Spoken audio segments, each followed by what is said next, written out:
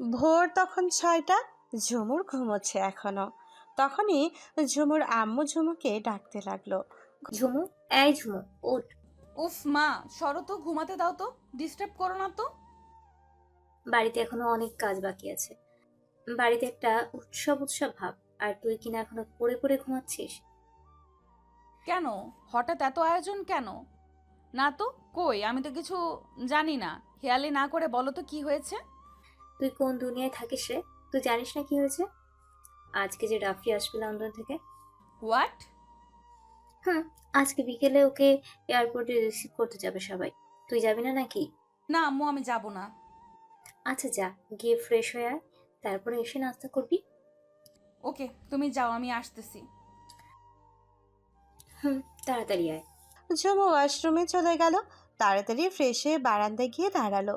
ঝুমুর এবার SSC exam দিয়ে কলেজে অ্যাডমিশন নিয়েছে। বাবা মার থেকে শুরু করে পরিবারের সবার চোখের মনি সে। শ্যামলা বর্ণের মাঝে আলতা ছোঁয়ার মতো চেহারা ঝুমুরের। দেখতে অনেক কিউট। হাসলে গালে টোল পড়ে। সিল্কি কালো চুলে কোমর অবধি ছড়িয়ে পড়েছে। রাফি হলো ঝুমুরের চাচাতো ভাই। ঝুমুরের বাবা, রাফির বাবা সহ তারা 4 ভাই বোন, 2 বোন। বোনেরা তাদের শ্বশুর বাড়িতে থাকে। ঝুমুরদের যৌথ ফ্যামিলি। ওর বাবা, চাচা একসাথে থাকে। রাফির বাবা সবার আশরাফ চৌধুরী, তার 2 ছেলে মেয়ে রাফি আর নীলা। ঝুমুর বাবা আরাফ চৌধুরী, তার ছেলে তুষার আর ছোট মেয়ে ঝুমুর। ঝুমুরের সেজ চাচা আলতাফ চৌধুরী, তার 2 মেয়ে রিয়া আর ঈশিতা। ঝুমুরের ছোট চাচার 2 মেয়ে মিলি আর জিনিয়া। বারান্দায় দাঁড়িয়ে ঝুমুর রাফির কথা চিন্তা করতে লাগলো। রাফির সাথে ওর সব থেকে ভালো সম্পর্ক ছিল। একজনকে ছাড়া আরেকজন চলতেই পারতো না। ঝুমুর থেকে অনেকটা বড় হলেও রাফি ঝুমুর মতো আর কারো সাথে অতটা ফ্রি থাকতো না। খুবই ভালোবাসতো তাকে একে অপরকে। কিন্তু একদিন রাফির সাথে ঝুমুরের মাঝে কথা কাটাকাটি হয়, আর তাদের মাঝে বিরোধ লেগে যায়। আর তার জন্য ঝুমুর রাফির সব থেকে প্রিয় শোপিসটা ভেঙে ফেলেছিল রাগের মাথায়। আর তাতে রাফিও ঝুমুরকে কয়েকটা থাপ্পড় মেরে বসেছিল। সেই থেকে তাদের সম্পর্কের মধ্যে একটা বড় ধরনের ফাটল ধরে, যা আর জোড়া লাগে নাই। এর 1 মাস পরে রাফি লন্ডনে চলে যায় স্টাডির জন্য। আর 5 বছর পর আজকে দেশে আসছে। এই 5 বছরে কেউ কারোর সাথে কথা বলে নাই। দেখা তো দূরের কথা, কি থেকে কি হয়ে গিয়েছিল সেসব ভাবতে থাকে ঝুমুর। তখনই ঝুমুরের আম্মু জোরে ডেকে ওঠে। ঝুমু, এই ঝুমু। আসছি আম্মু। সিঁড়ি দিয়ে নিচে নামার সময় দেখতে পেল বাসাটা খুব সুন্দর করে সাজানো হয়েছে। সব কিছু গোছাতে ঝুমুর ওয়েডিং রুমে গিয়ে রুমের চারপাশটা দেখতে লাগলো। তারপরে রান্নাঘরে গিয়ে দেখে ওর আম্মু ও ওর চাচিরা রান্না করতেছে। এ যেন এলাহি আয়োজন। কি রে পাখি, ঘুম ভাঙলো তোর? রাফির আম্মু ঝুমুকে পাখি বলে ডাকে। হ্যাঁ বড় আম্মু। তা এত রান্না কেন? কাকে খাওয়াবে? ও জানিস না, আজকে এতগুলো বছর পরে আমার ছেলেটা দেশে আসছে, তাই ওর পছন্দের খাবার রান্না করে রাখছি। ও আচ্ছা, আমার খিদা পাইছে, আমার নাস্তা কই আম্মু? টেবিলে খাবার রাখা আছে, গিয়ে খা। ওকে আম্মু। ঝুমুর খাবার খেয়ে রিয়ার রুমে চলে গেল। সেখানে গিয়ে দেখতেছে একটা বড় সড়ো আড্ডা জমে গেছে। কে কি পরে এয়ারপোর্টে যাবে এই নিয়ে। ঝুমু গিয়ে তাদের সবার মাঝখানে বসলো। কি করছো তোমরা? জানিস না আজকে আমার ক্রাশ আসতেছে। হ্যাঁ তো কি হয়েছে? মলিন একটা হাসি দিয়ে বলল।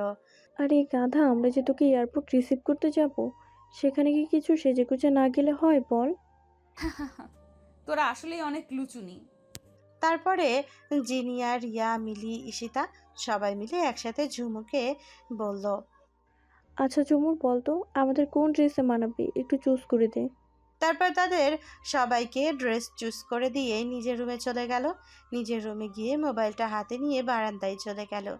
গিয়ে দোলনায় বসে গ্যালারিতে ঢুকে রাফির সাথে ওর তোলা ছোটবেলার পিকগুলো দেখতে লাগলো। অজান্তেই ঝুমুরের চোখ বেয়ে 2 ফোঁটা পানি বেয়ে পড়ল। ঝুমুরের রাফির প্রতি একটু ভালোবাসা কমে নাই, বরং আরও বেড়েছে। আর সে ভাবছে, সে তো আমাকে ভালোবাসে না আর বাসবেও না, তাহলে আমি কার অপেক্ষায় আছি? উফ, ভালো লাগে না। দুপুর গড়িয়ে বিকেল হয়ে গেল। ঝুমুর আম্মু, রাফির আম্মু আর ওর চাচিরা ওর ঝুমু বাদে সবাই এয়ারপোর্টে চলে গেল। ঝুমু এই সুযোগে গোসল করতে চলে গেল। গোসল করার শেষে হালকা গোলাপি এবং এর একটা জর্জেটের কামিজ পরল সে। কালারটা রাফির খুব প্রিয় ছিল। ভেজা চুলগুলো ছেড়ে দিয়েছে আর সেগুলো কোমর অবধি বয়ে গেছে। অসম্ভব সুন্দর লাগছে ঝুমুরকে। চোখে হালকা কাজল, ঠোঁটে হালকা গোলাপি লিপস্টিক। কোনো অংশে কম লাগছে না ঝুমুরকে। আজকে কেন জানি ঝুমুরের সাজতে খুব ভালো লাগছে। ঝুমুর সাজুগুজু সেরে নিচে চলে গেল। ঝুমুরকে বড় আম্মু দেখে হা হয়ে গেল। আমার পাখিকে তো আজকে অনেক সুন্দর লাগছে। কি যে বলো না তুমি। আমার পাখির উপরে যেন কারো নজর না লাগে। থ্যাংক ইউ বড় আম্মু। ঠিক তখনই কলিং বেল বেজে উঠল। জাতো পাখি দেখ কে এসেছে। আচ্ছা যাচ্ছি। উফ, ঝুমু দরজা খুলতে গেল, আবারও কলিং বেল বেজে উঠল। খুলছি তো। দরজা খোলার সাথে সাথে মিলি, ঈশিতা, জিনিয়া ভেতরে ঢুকে গেল। বাহিরে তাকাতেই ঝুমু দেখে যে পাখিরাও গাড়ি থেকে এক এক করে নামতেছে। সবশেষে একটা ইয়াং ছেলে বের হলো, একদম ড্যাশিং বয়, একদম ক্রাশ খাওয়ার মতো। ঝুমু দরজার এক পাশে দাঁড়িয়ে ছেলেটাকে লক্ষ্য করতেছে, আর ছেলেটা আর কেউ নেই, রাফি। গাড়ি থেকে নামতেই চোখ গেল বাড়ির সদর দরজার দিকে, আর সেখানেই চোখটা আটকে গেল।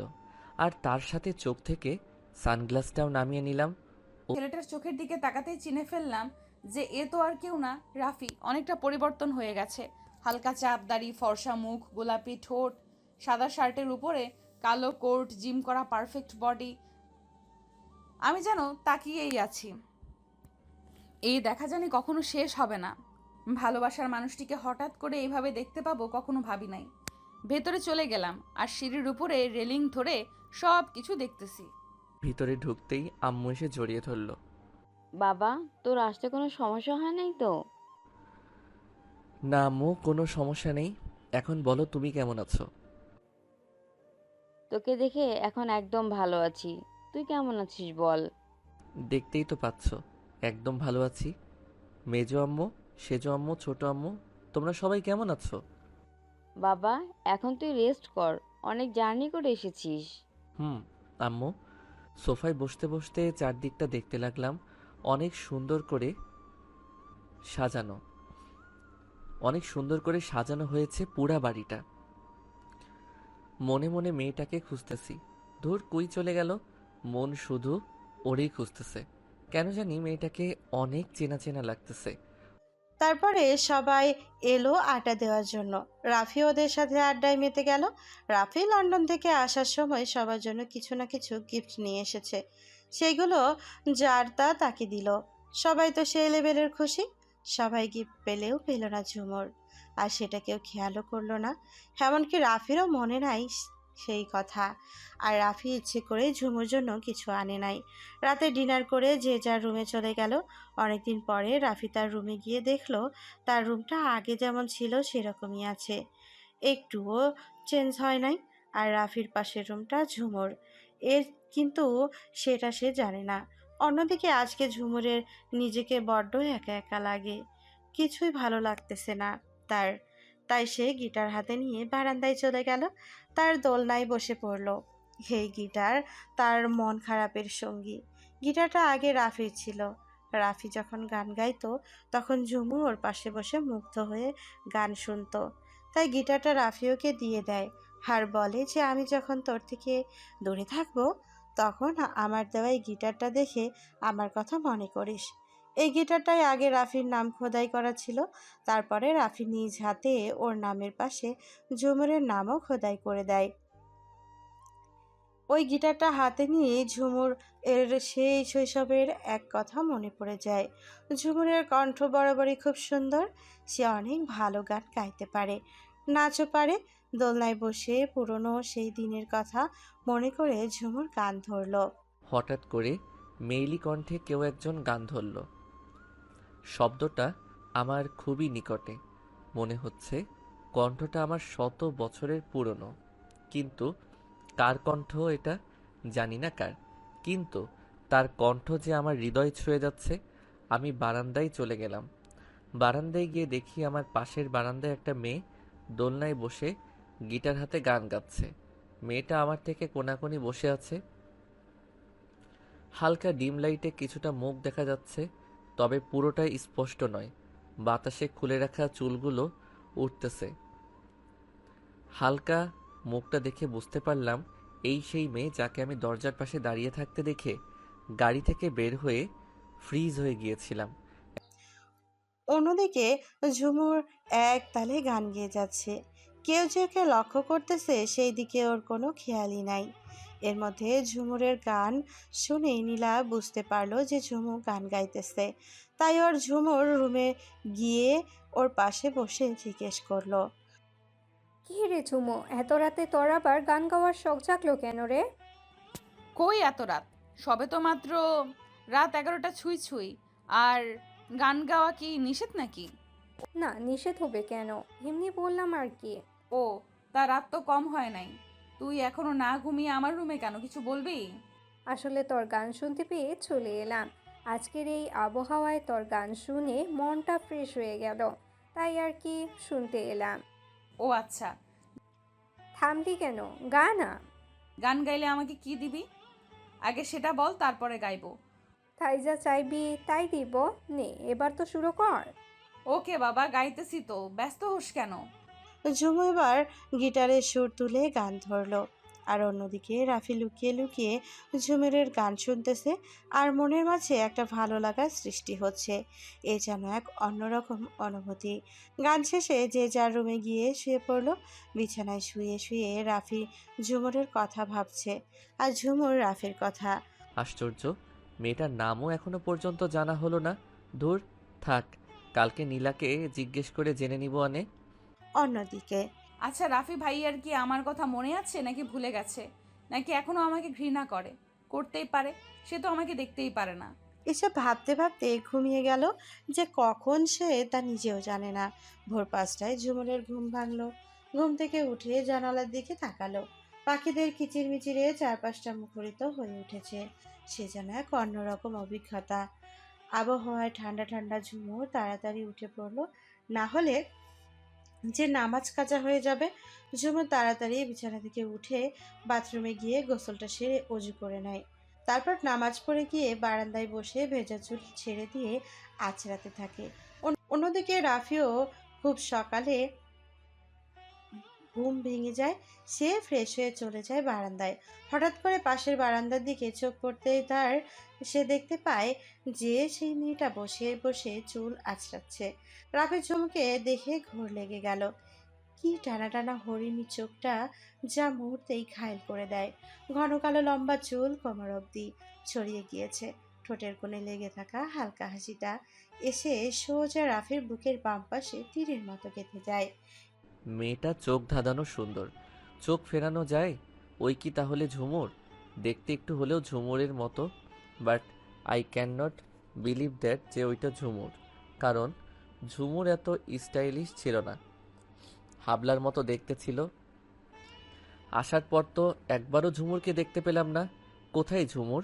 উফ, মাথা হ্যাং হয়ে গিয়েছে চিন্তা করতে করতে। পাশে তাকিয়ে দেখি মেয়েটা নাই, কোথায় গেল? এদিকে ঝুমুর নিচে গিয়ে দেখলো যে তুষার নাস্তা করতেছে। আর ওর আম্মু, বড় আম্মু আর বাকি চাচিরা সবাই রান্নাঘরে ব্যস্ত। ঝুমুর গিয়ে তার ভাই তুষার এর মুখোমুখি বসলো। হ্যাঁ ঝুমুর, তোর কি অবস্থা? এই তো, তোমার কি খবর? ভালো। তা আজ এত সকালে উঠলে যে? যেরকম করে বলছো মনে হচ্ছে আজ লাইফে ফার্স্ট টাইম সকাল সকাল ঘুম থেকে উঠছি। শাকচুন্নি যে এত সকালে ঘুম থেকে ওঠে তা তো জানা ছিল না। ইয়া, তুমি আবারও আমাকে শাকচুনি বলছো? তখনই নীলা এসে, হ্যাঁ ভাইয়া, তুমি ঠিক কথাই বলছো। ও আসলে একটা শাকচুন্নি। ওরে আমার বলদি রে, তুই তো আস্ত একটা নাইজেরিয়ান পেতনি। হোয়াট? এত আজব গালি তোর মাথায় কোথা থেকে আসে রে? তোর মতো চাইনিজ মেন্টালকে দেখলে এইসব গালি একা একাই বের হয়ে যায়। হাসতে হাসতে আমার পেট ব্যথা হয়ে গেছে। বোন তোরা থাম। শোন জাম্বুরা, তোকে না আমরা পাবনা পাঠাতে চাই। তুই আসলে একটা পাগল, আর তোর সাথে থাকলে আমি অল্প কয়েকদিনে পাগল হয়ে যাব। এই খবরদার অস্ট্রেলিয়ার বলদি, আমাকে আর একবার জাম্বুরা বলে ডাকবি না। কি আমি অস্ট্রেলিয়ার বলতি? হ্যাঁ হ্যাঁ, 100 বার তুই অস্ট্রেলিয়ার বলদি। তোকে তো আমি কি করবি তুই? হ্যাঁ, ও কি শুরু করলি তোরা, পাগলের দল? দেখো না মেজো আম্মু, তোমার মেয়ে কেমন আমার সাথে ঝগড়া করতেছে। হয়েছে হয়েছে, এবার বাদ দে তো। আর ফালতু না বকে নাস্তা কর। কে দাও, তুই তো আমাকে, তোকে তো আমি পরে দেখে নিব নীলার বাচ্চা। কচু দেখবি। তারপর ঝুমা নাস্তা শেষ করে বাইরে যাবার পথে ঝুমা এসে ওর পাশে দাঁড়ালো। আম্মি, তুমি কোথায় যাচ্ছ? ওলে আমার কলিজাটা, আমি বাইরে হাঁটতে যাচ্ছি। তুমি এত সকালে ঘুম থেকে উঠলে কেন? আমার ঘুম ভেঙে গেছে তাই। আমিও তোমার সাথে হাঁটতে যাব। ওকে চলো। ঝুমুর হচ্ছে তুষারের মেয়ে। ঝুমুর ঝুমাকে কোলে নিয়ে বাইরে চলে গেল। আর অন্যদিকে রাফি বারান্দায় এখনো দাঁড়িয়ে ভাবছে। হঠাৎ করেই নিচে চোখ গেল, দেখলো ঝুমুর ঝুমাকে নিয়ে খেলছে। আর পিচ্চিটা হাসতে হাসতে কুটিকুটি হচ্ছে। ওর সাথে ঝুমুরও হাসছে। আর রাফি অবাক হয়ে শুধু ঝুমুরের হাসি দেখছে। ওর হাসি দেখে রাফিও আনমনে হাসতেছে। তখনই নীলা পেছন থেকে, এত মনোযোগ দিয়ে কি দেখো ভাইয়া? আরে তুই? তোমার জন্য কফি নিয়ে আসলাম। থ্যাংক ইউ ডিয়ার বনু। Welcome my sweet brother. তা কি দেখো নিচে? ওদের দুষ্টুমি দেখি। ও, ওই শাকচুনিকে দেখছো তাহলে? শাকচুন্নি আবার কে রে? ওই পিচ্চিটার সাথে যে একটা বলদিকে দেখতে পাচ্ছ, ওকেই বলছি। ও আচ্ছা, তা মেয়েটার নাম কি রে? ওমা, সে কি ভাইয়া, তুমি কি কইতাছ? তুমি ওর নাম জানো না? এত অবাক হওয়ার কি আছে? ওর নাম আমি কি করে জানবো? তুমি সিরিয়াস ভাইয়া? ভাইয়া তুমি লন্ডনে গিয়ে এতটাই চেঞ্জ হয়ে গেলে যে ওর নামটাও তুমি ভুলে গেছো? তুই বলবি? ওকে বলছি, ও হলো আপনার জানি চিকার, আমার চাচাতো বোন ঝুমুর। হোয়াট? ইয়ো ব্রো, আশা করনি বুঝি? ভাইয়া সত্যি তুমি ওকে চিনতে পারো না? তোর কি মনে হয় আমি তোকে মিথ্যা বলছি? না, একদমই না। আমার মাঝে মাঝে বিশ্বাসই হয় না যে ওটা ঝুমু। কারণ আগেরকার ঝুমুরের মধ্যে এখনকার ঝুমুরের আকাশ পাতাল তফাৎ। ও এখন সারা কলেজে ক্রাশ, এমনকি আমাদের মামাতো ফুফাতো ভাইরাও ওর পিছনে পড়ে আছে। বাট আশ্চর্যের বিষয় এটা যে ও আজ পর্যন্ত কোনো ছেলেকে পাত্তা দেয় নাই। কথা বলা তো দূরের কথা। কাউকে পাত্তা দিলে তো ওকে আমি মেরেই ফেলবো। কি বললে ভাইয়া? কি না কি বলে ফেলেছি নিজেও জানি না। কই কি কিছু না তো। ও আচ্ছা, তাই বলো। ওকে, আমি এখন যাই, তুমি নিচে এসে নাস্তা করে নিও, আম্মু তোমাকে ডাকতেছে। ওকে তুই যা, আমি আসতেছি। আচ্ছা ভাইয়া। নিচের দিকে তাকিয়ে দেখি ও পিচ্চিটাকে নিয়ে এখনো খেলা করতেছে। ওই তাহলে আমার ঝুমুর কত বড় হয়ে গেছে। ধুর, কী সব ভাবছি আমি। ও আমার হতে যাবে কেন? কোন দুঃখে? আমি তো ওকে ঘৃণা করি আর ও আমাকে। তাহলে কোন টানে ওর কথা বারবার মনে হয় আমার। এমনকি লন্ডন গিয়েও শান্তি পেলাম না। প্রতিটা মুহূর্তে বারবার ঝুমুর চেহারাটা ভেসে উঠত। এসব কেন হচ্ছে? ওয়াই? ওইদিকে ঝুমুর কি মনে করে জানি ওপরের দিকে তাকিয়ে দেখে রাফি ওর দিকে এক দৃষ্টিতে তাকিয়ে আছে। কি ব্যাপার, এই লুচু ব্যাটা আমার দিকে এমন করে তাকিয়ে আছে কেন? ঝুমুর ওপরে তাকাতেই রাফির ঘোর ভেঙে যায় আর নিচে চলে আসে নাস্তা করতে। আস্তে আস্তে বাড়ির সবাই ঘুম থেকে উঠলো আর একসাথে নাস্তা করতে আড্ডা দিতে বসলো। ওদিকে ঝুমু ঝুমাকে কোলে নিয়ে বাড়ির ভেতরে প্রবেশ করতেই দেখে যে সবাই একসাথে বসে খুব হাসাহাসিতে মেতে উঠেছে ড্রয়িং রুমে। আর রিয়াজ মিয়া মিলি ওরা তো পুরাই ফ্যামিলি। আর রিয়া মিলি ওরা তো পুরাই রাফির গা ঘেঁষে বসে আহ্লাদিভাবে গল্প করতেছে। এই দৃশ্য দেখে ঝুমুরের মনে খারাপ হয়ে গেল। ও ঝুমাকে নিচে নামিয়ে দিয়ে রুমে চলে যেতে নিলে ঈশিতা তাকে ডাক দেয়। এই যে মহারানী, কোথায় থাকেন আপনি? কালকে থেকে আপনার কোনো খোঁজ খবরই দেখছি না। আমাকে বলছো? না, তোর আত্মাকে বলছি গদ্ধ। এই ঝুমুর, এখানে বস না, আমাদের সাথে গল্প কর। আমার ঝুমু আম্মু, তুমি কই থাকো? আমরা সবাই মিলে আড্ডা দিচ্ছি, আর তোমাকে কাল থেকে পাওয়াই যাচ্ছে না। আসলে আব্বু কালকে আমার মাথা ব্যথা করছিল তো, তাই নিচে আসি নাই। ও আচ্ছা, তাই বলো। তুমি হয়তো তোমার রাফি ভাইয়ার সাথে সে আসার পর কথা বলো নাই। যাও তার সাথে কথা বলো। না মানে আব্বু, হ্যাঁ বলতেছি। আসসালামু আলাইকুম ভাইয়া, কেমন আছো? ওয়ালাইকুম আসসালাম। ভালো আছি, তুমি কেমন আছো? বাবা, তুই থেকে তুমি এতটা পরিবর্তন?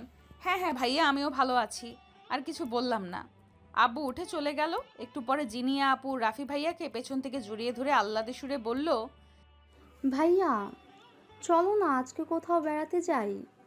ওকে, আইডিয়াটা খারাপ দাও নাই। ওকে, আমরা বিকেলে পার্কে যাব, তৈরি থাকো। থ্যাংক ইউ ভাইয়া। জিনিয়া আপু রাফিকে কিস করা দেখে আমার আর সহ্য হলো না। দৌড়ে সেখান থেকে রুমে চলে গেলাম। ওয়েলকাম বনু। যা বাবা, এর আবার কি হলো? এভাবে দৌড়ে চলে গেল কেন? এদিকে ঝুমু দৌড়ে রুমে এসে রুমের দরজা বন্ধ করে ফ্লোরে বসে পড়ল। চোখ থেকে ঝুমুর অজস্র পানি পড়তেছে। কেন আমি ওর সাথে অন্য কাউকে দেখতে পারি না? কেন আমার জেলাস ফিল হয়? ওর সাথে কাউকে দেখলে আমার এত কষ্ট হয় কেন? ওইদিকে এইটুকুতেই হাঁপিয়ে গেলি ঝুমু? ইস, সো স্যাড। 5 বছর আগে আমার সাথে যে বিহেভটাই না তুই করেছিলি, তার শোধ এখন থেকে আমি নিব। ওগুলার শাস্তি তো তোকে পেতেই হবে। এইটুকুতেই যদি জেলাস ফিল করিস এমন, তাহলে বাকি দৃশ্য দেখে না জানি কি করে বসিস।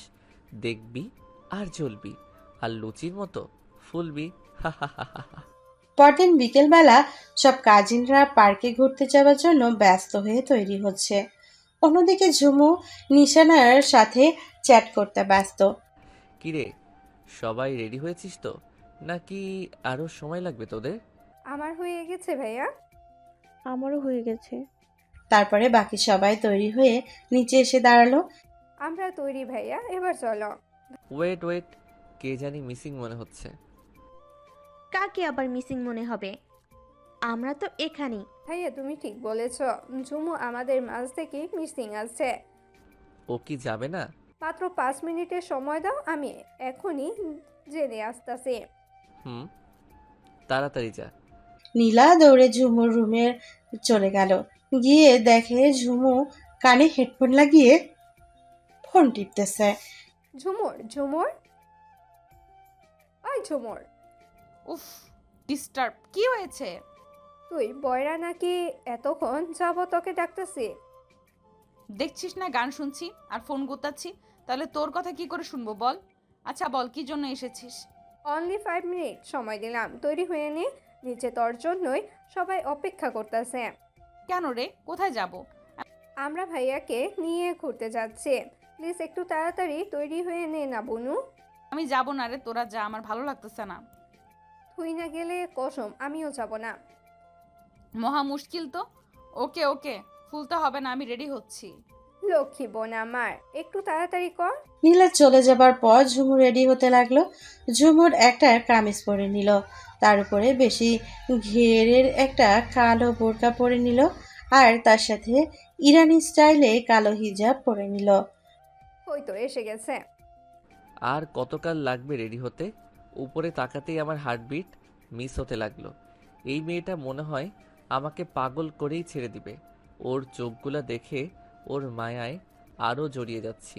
ফর্সা দেহে কালো বোরকা, কালো হিজাবে যেন ওর সৌন্দর্য 1000 গুণ বাড়িয়ে দিয়েছে। মনে হচ্ছে একটা কিউট ইরানি বেবি ডল আমার সামনে এসে দাঁড়ালো।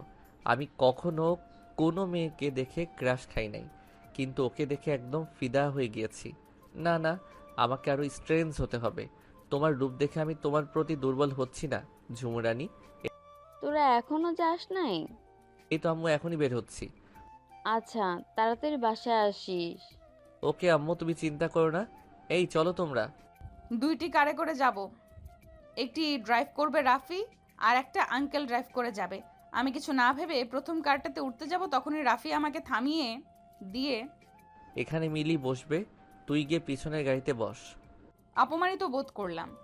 চোখে পানি টলমল করছে, তবুও নিজেকে সামলে নিয়ে পেছনের কারে গিয়ে বসলাম। ঠোঁটে হালকা গোলাপি লিপস্টিক আর হাতে একটা কালো পার্স। 5 মিনিট লাগে নাই ঝুমুরের রেডি হতে। তবুও আয়নায় একবার নিজেকে দেখে নিল। প্রথম কারে রাফি, মিলি, ঈশিতা, রিয়া বসলো, আর দ্বিতীয় কারে ঝুমুর, নীলা, জিনিয়া বসলো। গাড়ি চলতে শুরু করলো। 8 ঘন্টা পরে সবাই মিলে একটা পার্কে এসে পৌঁছালো। পার্কিং লটে গাড়ি সাইড করে পার্কে ঢোকার জন্য টিকিট কেনার পরে সবাই আস্তে আস্তে করে পার্কের ভেতরে ঢুকে পড়লো। সবাই যে যার মতো এনজয় করতেছে, ঝুমুর বাদে। সবাই বিভিন্ন ধরনের পোজ দিয়ে সেলফি তুলতেছে, সাথে রাফিও ব্যস্ত ওদের সাথে। আর ঝুমুর ওদের থেকে কিছু একটা দূরে দাঁড়িয়ে আছে। শুধুমাত্র নীলার কথায় ঝুমুর এখানে আসছে, নইলে শুধু আসার কোনো ইচ্ছেই ছিল না। নীলা এসব ঝুমুর এর সাথে কিছু সেলফি তুললো, বাকিরা সবাই নিজেদেরকে নিয়ে বিজি। আর রিয়া আর জিনিয়া একটু বেশি রাফির সাথে গা ঘেঁষে আহ্লাদি হওয়ার চেষ্টা করছে। রাফিও ওদের সাথে হাসাহাসি করতেছে। ঝুমুরের সব মোটেও ভালো লাগছে না, তাই সে আরেকদিকে আনমনে হাঁটতে লাগলো। আশেপাশে অনেক ছেলেরা ঝুমুরের দিকে তাকিয়ে আছে, যেটা রাফির চোখ এড়ায় নাই। সব ছেলেরা ওর দিকে তাকিয়ে আছে কেমন করে? কেন যে আল্লাহ ওর মাঝে এত কিউটনেস দিলেন? আচ্ছা, ওর দিকে কে তাকালো না তাকালো তাতে আমার কি যায় আসে? আজব তো, আমার এত জলে কেন? কিন্তু আর যাই হোক না কেন, ওকে কোনো ছেলের সাথে কথা বলতে দিব না। রাফি ঝুমুরের কাছে চলে গেল। ওই ঝুমুর। হঠাৎ করে কেউ আমার নাম ধরে ডাকার পেছনে ফিরে দেখি রাফি কিছু বলবে। তুই এখানে কি করিস একা? আসলে ওদিকটায় আমার ভালো লাগছিল না, তাই এখানে এসে হাঁটতেছি। ও ওকে, কিন্তু একটা কথা, অচেনা কারোর সাথে কোনো ছেলের সাথে যেন তোকে কথা বলতে দেখি না। Mind it. তুমি হয়তো জানো না আমি কোনো ছেলের সাথে কথা বলি না, কিন্তু হঠাৎ করে এই কথা কেন? আমি এসব দেখতে পারি না, তাই আগে ভাগে সতর্ক করে দিলাম। ও ওকে। তারপরে রাফি সেখান থেকে বাকি সবার কাছে চলে গেল। সবাই অনেক এনজয় করছে, শুধুমাত্র ঝুমু বাদে। ঝুমু এমনিতেই শান্তশিষ্ট একটা মেয়ে। রাফি গাড়ির ড্রাইভারদের বাসায় পাঠাই দিল, কারণ যাওয়ার সময় সবাই রিক্সা দিয়েই যাবে। তাই রাফি গাড়ির ড্রাইভার বাসায় পাঠাই দিল, কারণ যাওয়ার সময় সবাই রিক্সায় করে যাবে। তাই খুঁজে আনা হলো। রিক্সার উঠতে লেগে রিয়া বলল ও রিয়ানের সাথে এক রিক্সায় যাবে। মিলি আর জিনিয়া এক রিক্সায় বসে ঠিক করলো, আর নীলা ও ঈশিতা ওরা ঠিক করলো এক রিক্সায় যাবে। এদিকে ঝুমুর একা। সবই তো হলো, কিন্তু ঝুমুর একা কি করে যাবে? প্রবলেম হবে না, আমি যেতে পারবো। Are you sure? হুম। ওকে, তাহলে যাওয়া যাক। রিক্সা চলতে শুরু করলো। রাফিদের রিক্সাগুলো আগে আগে যেতে লাগলো। প্রায় 15 মিনিট পরে সবাই বাসায় পৌঁছে গেল। একে একে রিক্সা থেকে রিয়া, ঈশিতা, মিলি, জিনিয়া নেমে বাড়ির সদর দরজায় দাঁড়িয়ে বেল বাজাতে লাগলো। আর রাফি রিক্সা ভাড়া মিটিয়ে ওর কাছে গিয়ে দাঁড়ালো। রাফি ওতে জিজ্ঞাসা করলো, হ্যাঁ, সবার আজকের দিন কেমন কাটলো? তোমার সাথে বেড়াতে যাওয়ার মজাই আলাদা ভাইয়া। Nice day bro. তখনই ঝুমুরের ছোট চাচি এসে দরজা খুলে দিল। কি রে, তোদের ঘোরাফেরা কেমন হলো? অনেক ভালো হয়েছে আম্মু।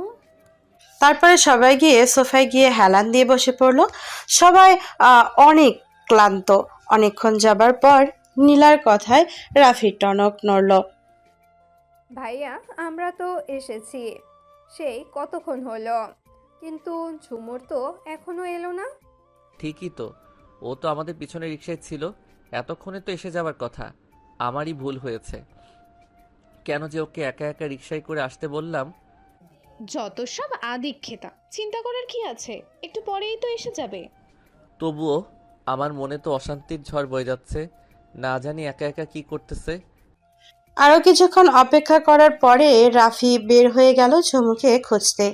আর এদিকে ঝুমু যে রিক্সায় উঠেছিল সেটা এক বৃদ্ধ লোক চালাচ্ছিল, তাই রিক্সা খুব আস্তে আস্তে চলছিল। কোনো রকমে অর্ধেক রাস্তা আসার পরে রিক্সার চেন পড়ে যায়, আর বৃদ্ধ বলে যে রিক্সা নষ্ট হয়ে গেছে, আর যাওয়া যাবে না।